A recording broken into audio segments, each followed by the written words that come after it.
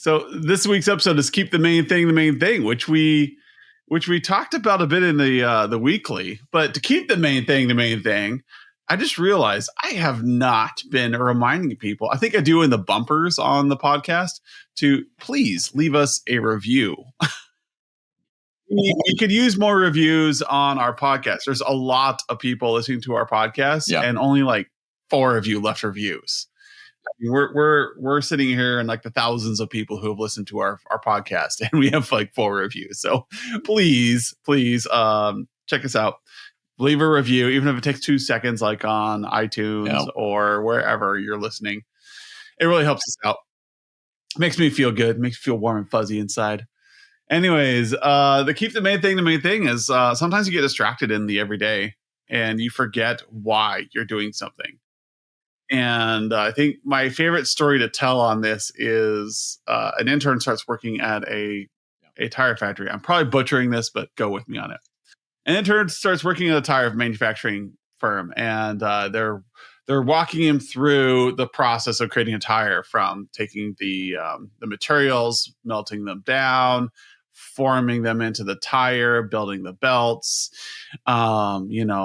pushing it through the assembly line, and they get to the very end, and the last step is they wrap it in brown paper and they put it on the stack. And the intern asks them, like, why are you, this is a great process. You guys put so much care into these tires, but why are you wrapping them in brown paper? Aren't they sturdy? Aren't they durable? And the old engineer goes, well, to keep the white walls clean. Yeah, there's probably a few people listening who don't even know what white walls are. 50 years ago, it used to be the height of style to have had this the nice side of your tire was painted white. It's classy. It's really classy. It got marked up really easy though. And so you put paper on it. And so it's this idea of like, sometimes you do things because you've always done them, or you've lost your why.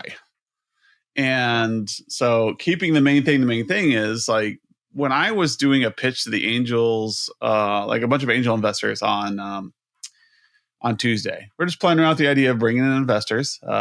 Nobody needs to worry. Just trying to put some rocket fuel on this fire. And the idea is that I showed them all this cool stuff we're doing. I showed them our really great revenue stream. I showed them how many clients we had, and they're just kind of like humdrum. This is cool.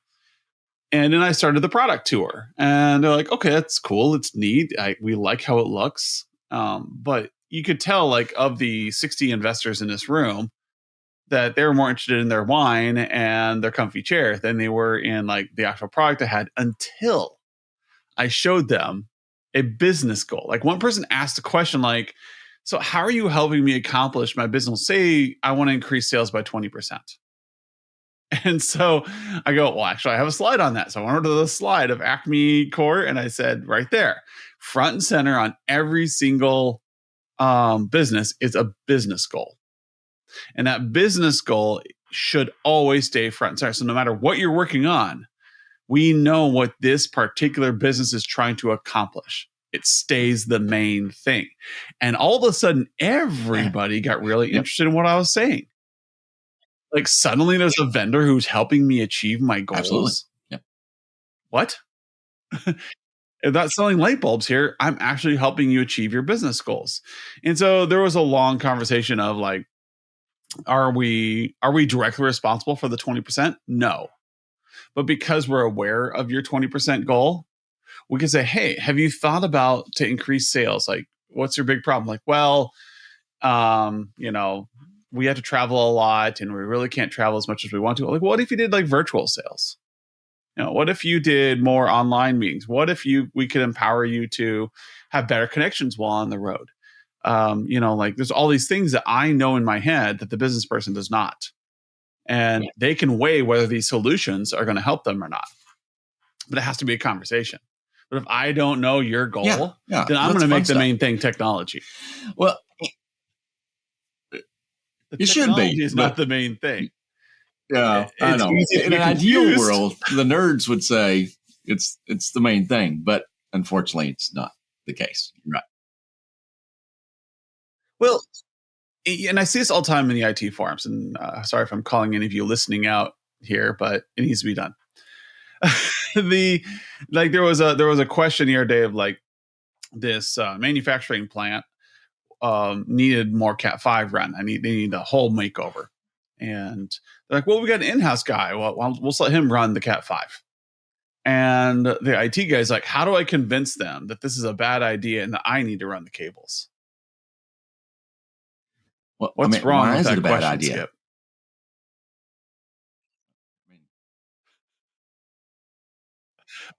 My whole thing is like, if you can't explain why it's a bad idea, it sounds to me like you're trying to sell them rather than help them.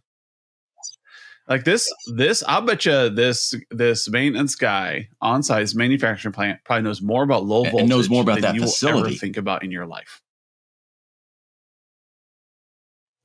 Let him run the wires and then test it. Like, and then the entire thread was, hey, just test it, verify that the drops work when he's done. Do you really want to be climbing out? No, the guy wanted the money. His main thing was he wanted to do the job so he could earn money. His main thing was not help the client. Because honestly, guys, any high school kid can run a Cat 5. I don't know. I've seen some cables run that weren't. Just pull them out or just cut them off and run it again. It was run so bad. Yeah. I mean, you get kinks in there. But you can teach. A good engineer should be able to say, okay, here's the do's and don'ts. Don't do these kinks. Make sure there's slack, 10% slack. Your basic principles. And then when you crimp, you teach them the first 10 to crimp. And once they're sitting flush on the end, then you say, okay, go, but I'm going to verify it every time you miss one. You let them run the cables and you come in and you do the terminations. I don't know. I'll teach termination. Yeah, I have to. I've terminated too many. I haven't had to terminate in like a good decade, and I do not miss it. I worked a hospital deal many years ago, and and that was a very similar deal. We partnered with the hospital and the construction crew. There was a lot of regulations to running cable in a hospital. All right, and to be honest, I was not qualified to do it. I knew it. I knew of a lot of these regulations, but I did not. And so when run those, our sales team started sniffing down this road, I started getting nervous. It was like, I don't know if I'm qualified to do that job. And fortunately, logic prevailed. And what the deal ended up being was they would run everything and they just dropped it out of the low voltage box at the endpoint and dumped everything into the data closet. And so I came in and I terminated everything. And that way it was all done, according to everybody's specialty. So there's a group of people working in here. Running cable in a hospital is their thing, right? But the terminating of it all, not so much. For me, I really enjoyed it. I didn't have to crawl around, on a ladder in an attic. All I had to do was stand there and terminate.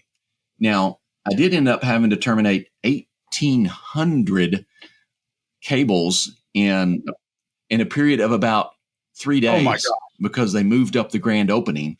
All right. But anyway, I stood there and I went to sleep and I saw the color codes in my head all the entire time I was asleep. It was too much. But anyway, but it's a matter of leveraging what you do really, really well.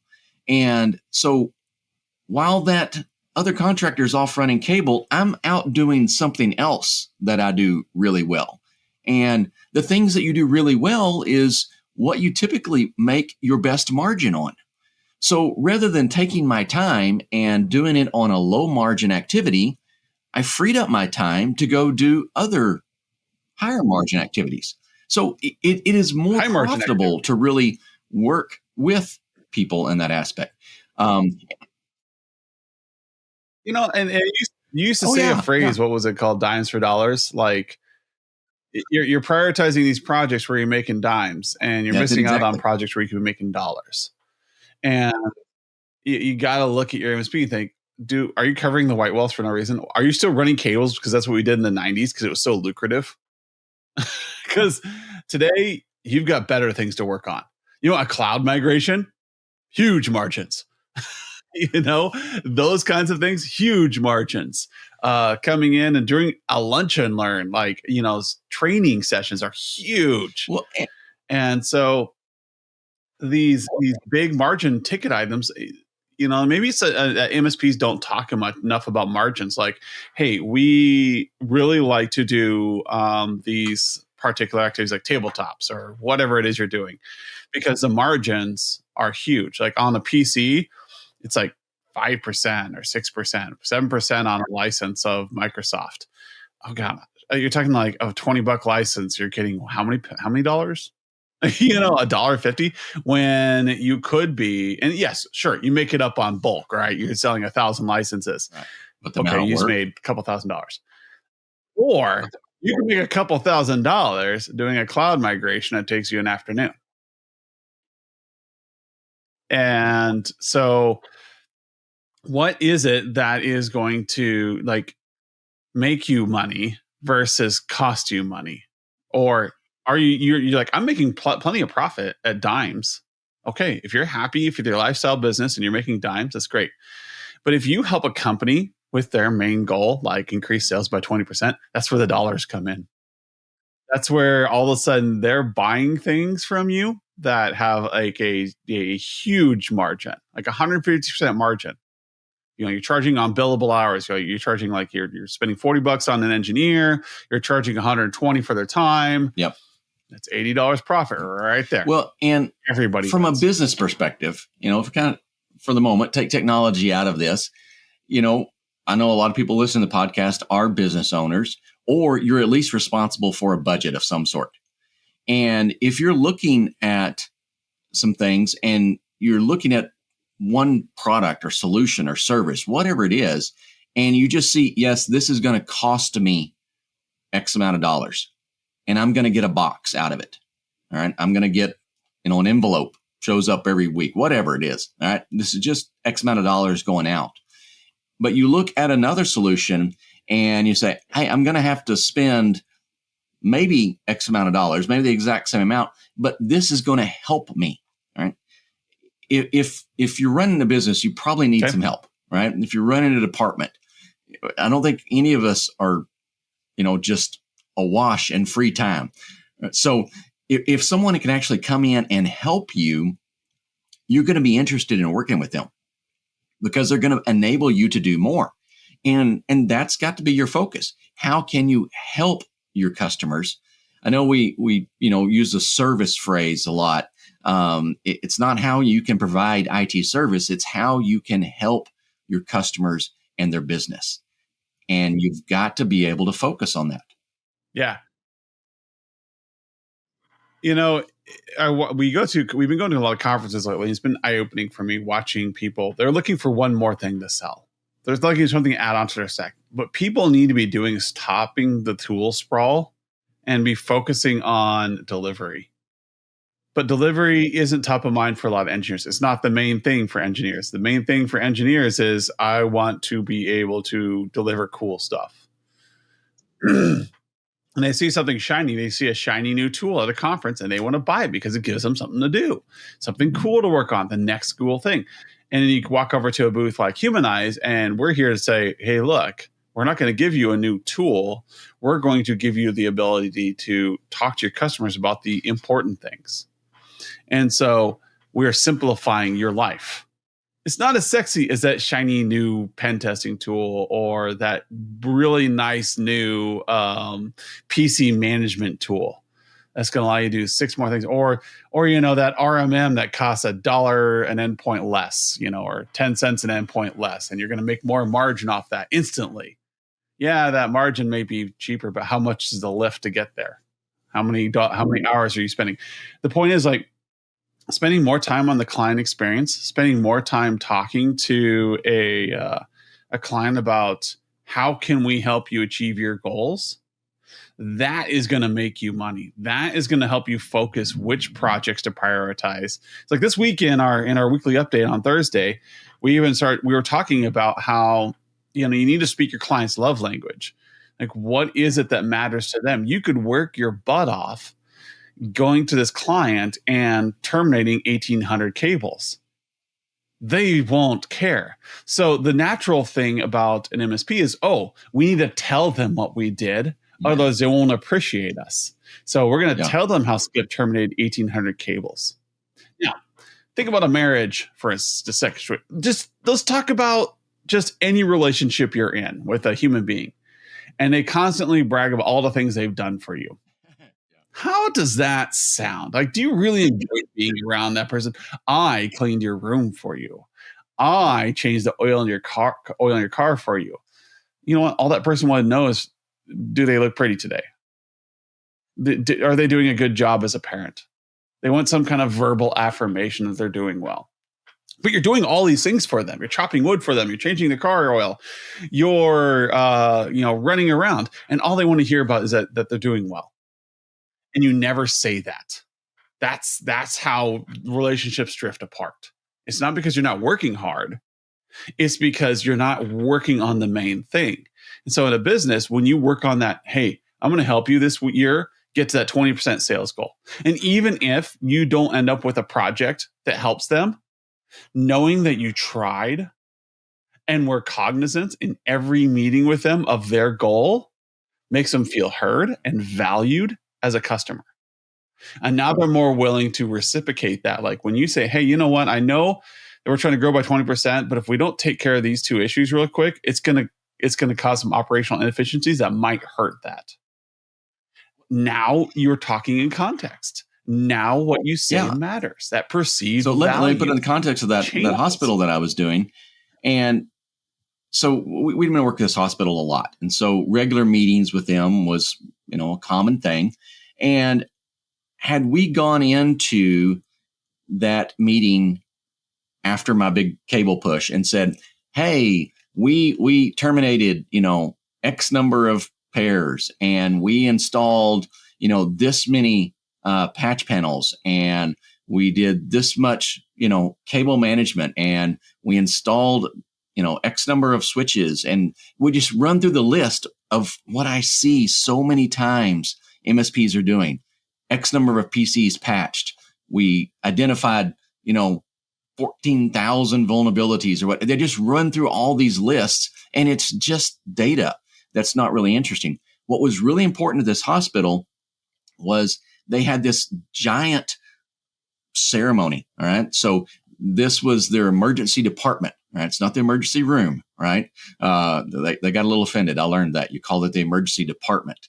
And so, they'd launched this whole new wing, this, there had been a bond with the county to raise money for all this. It was a big deal for them. And for whatever reason, I never really got the lowdown on that part. They had moved up their ribbon cutting ceremony, their big, celebration of this new emergency department. They'd rolled it up one whole week.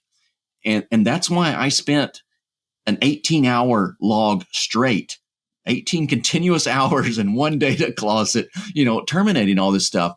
But that's the conversation that we went to the customer with was, hey, you guys moved the deadline. We're happy to say we was able to meet your new deadline so you could open your emergency department on time. All right. That's all we had to say. We didn't have to go into all the work it took to do that. We could show up and say, hey, we helped you meet your goal. They looked at us and went, great. Thank you so much. We appreciate your work. That was the value. And that's perfect because listen to what Skip is saying. He could have walked in there and said, I worked 18 hours. I put in overtime. I missed my kid's birthday party. I did, I. He didn't. He said, we were able to meet your goal so that you could accomplish this thing and do this. The focus is on the client. The main thing is the client's happiness, what it matters to them. And so over and over and over again in QBRs, I hear people like talk to them about QBRs. They say, I need to tell them what I've done this quarter or they won't appreciate me. No, you don't. I'm telling you flat out, you do not have to tell your client that. You're focusing on the wrong thing. You need to focus on, hey, are you able to do this now? And when they say yes, it's like, okay, I'm going to check that off our list. Are you able to do this now? Yes. If you aren't doing that net positive S, break, fix, changing the oil, it happens. I don't need my mechanic to tell me how they changed my oil and all the complications of changing my oil. Did it get done? Yes. I need to know that I drive into Valvoline, that I spent my 20 minutes there listening to my audiobook, oil got changed, and I can drive out. Anything happen in there, like I need to get my transmission oil done again because I tow a lot. And they'll say, yeah. And they'll go, well, go ahead and do that while I'm here. Cool. I don't need to know the details. Did it get done? Can I now drive my car safely? And that's a mechanic. That's a maintenance schedule. And so when you're talking to your clients, how are you helping them meet their goals? Instead of saying we closed 1,000 tickets of this last quarter, say, hey, how are you doing on that 20% sales goal? I say it's been going great. Our members have been, our salespeople have been on the road. They have been able to increase the number of demos they've done, a number of site visits, and say, oh, cool. I'm glad everything's running smoothly and efficiently. Well, I'll let our service department know they're doing a good job. That is. Yep. That's it. They don't need to know the 1,000 things or the fact that you reduced tickets by 20%.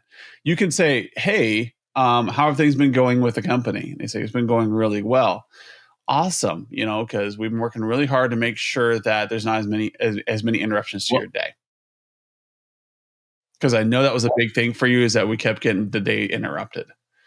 Again, you're working towards a goal with the client. Again, the main thing is the client's success, not how productive you are as an IT company.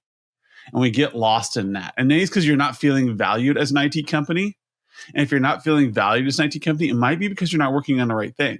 And you can translate that to your personal relationships as well. If you're not feeling valued by your best friend, your dog, that's true. You'll never feel valued by your cat. That's beside the point. You don't feel valued, maybe think, yeah, you're working hard, but are you working on the right thing? Are you working on the thing that they care about? And so work through that thing. And so if you as an MSP are not feeling valued by your client, are you working on the wrong things? Well, they don't see how hard we're working. Correct. Because are you having an impact that somebody else couldn't have? It's like if you have to show how many tickets you close, anybody can show that. And then you become a low bid game. You show them how you're helping them in their business to achieve their objectives and their goals. You keep them as the main thing, not you. You're going to change every relationship you have. You say, I'm going to keep their goal the main thing. Now, I've got my own goals here. They're in my head. I want to make a profit as an MSP. That's the main thing for me. I want to make a profit. This client is making me a profit. Bye-bye. And so don't get me wrong here. I'm not saying be a doormat. I'm saying yes and do more by being higher perceived value. Higher perceived value means that you're solving problems the client wants to have solved. Here's a quick, kind of litmus test on some of your engagements. So an earlier part of my career, especially the corporate world, I had some great supervisors and directors, and I would go to all these corporate meetings, and I was the second gun. All right. They were leading and driving, but they brought me along because I was the technical expert. Right. And so I'm in these engagements, in more of the IT service world. I got to pair up with a lot of great account managers. Again, I'm the technical expert. So the account manager brings me along, but the spot it put me in a lot of these meetings was I wasn't driving the conversation. I was not quite the fly on the wall, but I'm there and I'm watching these. And many times an productive meeting would fall into one of two categories. All right. One is the technology lead is doing all the talking. All right. They're just telling about technology, about all the stuff that's happened. They're just, just gorging all this information. All right. Those are typically not very productive meetings. The other ones is, yes, the customer side is talking a lot, but all they're doing is griping. All right. And it's because things have gone bad. This has gone bad. All right. And we've got to handle both of those. But when you get into a meeting where the conversation is split much, much more evenly, and you're collaborating, and not you talk for half of the meeting and they talk for other half of the meeting. No, you talk for a few sentences, they talk for a few sentences. You go back and forth. When you see those conversations happen, those are productive meetings. Those are good engagements. They help your bottom line. They help you keep your customers. And you've got, and that's how we understand and work towards the one main thing is we listen to our clients. I would say, as a public speaker, as somebody who's given many lectures, mostly to my kids, is when you get questions back. That's how you know you're engaging. And so when I'm in a room, sometimes when I do a talk, I specifically leave gaps in my talk to prompt questions. Like, he didn't answer that question. And so like I was just prepping my angel talk, right? Or when I'm talking about to MSPs about my pitch, I will leave specific gaps in there that are obvious. I should have answered that question, but I didn't. Because if my audience is engaged and listening to what I said, the question will be obvious and they'll have something to ask at the end of the lecture.